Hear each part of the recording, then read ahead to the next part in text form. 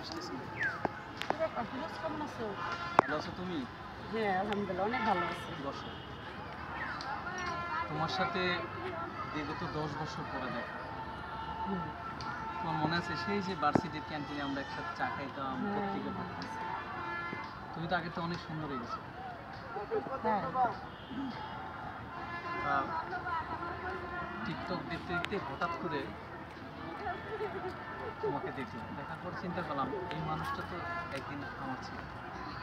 যাই হোক, নিউতের খেলায় হয়তো তোমার আব্বা আমার চাপে পড়ে হয়তো তুমি অন্য কারো হয়ে গেছো।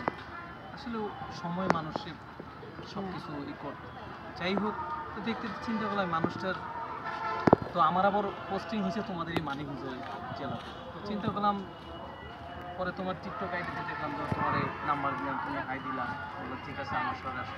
তুমি তখন মাস্টারি করো ওখানেই না? জি জি। তো সব কিছু মিলে চিন্তা করলাম তোমার শহরে যেতে যাচ্ছি, তোমার সাথে একটু দেখা করবো। তা তোমার ছেলে মেয়ে কয়জন?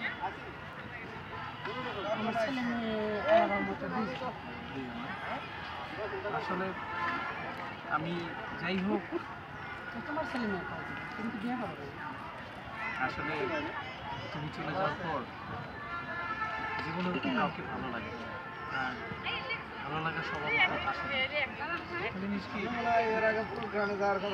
ব্যস্ততার জীবনে এই জবে করতে করতে তোমাকে হারিয়ে নিঃস্ব হয়ে গেছি। চিন্তা করলাম জীবনে তোমার মতো কাউকে এত ভালোবাসতে পারবো না। আর এত ভালোবাসার মানুষ আমি পাবো না। তোমার মতো এরকম কেউ আমাকে এত ভালোবাসবে না। তার জন্য অন্য মেয়েদের দিকে কখনো তাকাই না। আর তুমি সেই যে